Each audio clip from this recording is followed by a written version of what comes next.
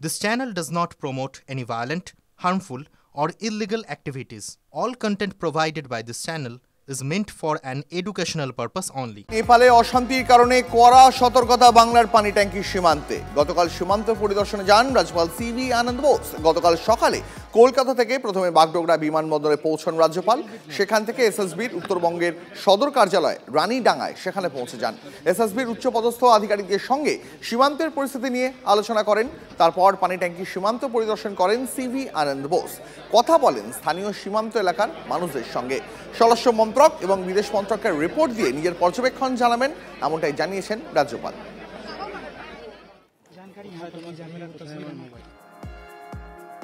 নেপাল অগ্নিগর্ভ, প্রতিবেশী দেশের অস্থিরতায় বদলে গেছে সীমান্তের ছবিটা। ভারত থেকে নেপালে কেউ যেতে পারছেন না, আর ওপার থেকে আসা নেপালিদের সংখ্যাও কমছে। শিলিগুড়িতে পানি ট্যাঙ্কিতে কি পরিস্থিতি, বিহারের রাক্সৌলেই বা কি অবস্থা, পরিজনদের চিন্তায় কতটা উদ্বেগে এপারে বসবাসকারী নেপালিরা, দেখুন আমাদের স্পেশাল রিপোর্ট।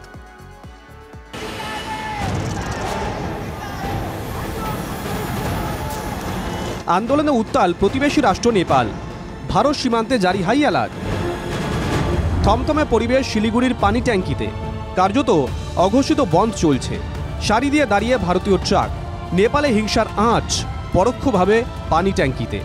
গত দুদিন ধরে নেপাল জুড়ে জনতার যে বিদ্রোহ, সেই বিদ্রোহের জেরে কার্যত এই এলাকাতেও তার প্রভাব ইতিমধ্যেই পড়তে শুরু করেছে। ভারতের তরফে এসএসবির যারা সীমান্তে প্রহরা দিচ্ছেন তারা বলে দিয়েছেন জরুরি প্রয়োজন ছাড়া নেপালে যাওয়ার মতো পরিস্থিতি এই মুহূর্তে নেই।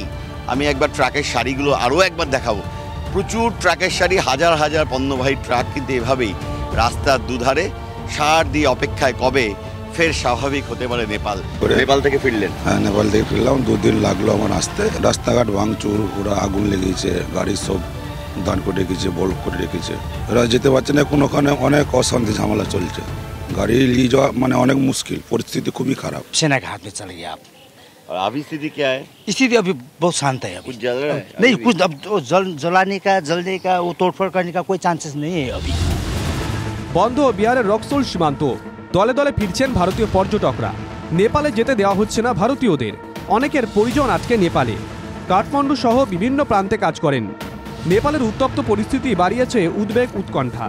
जो नेपाल जाने की कोशिश कर रहे हैं लेकिन उन्हें जाने नहीं दिया जा रहा है। बैरिकेडिंग कर दी गई है, यहाँ रस्सी लगा दी गई है। आपको कहाँ जाना है चाचा? छाता पिपरा चौक पर जाना। छाता पिपरा चौक। कहाँ से आ रहे हैं आप? गोपालगंज से आ रहे हैं। गोपालगंज से। तो क्यों जा रहे थे आप नेपाल? रोजी रोटी के लिए, कमाने के लिए। वहाँ नौकरी करते हैं आप? हाँ। कहाँ करते हैं? यही छपकैया। छपकैया।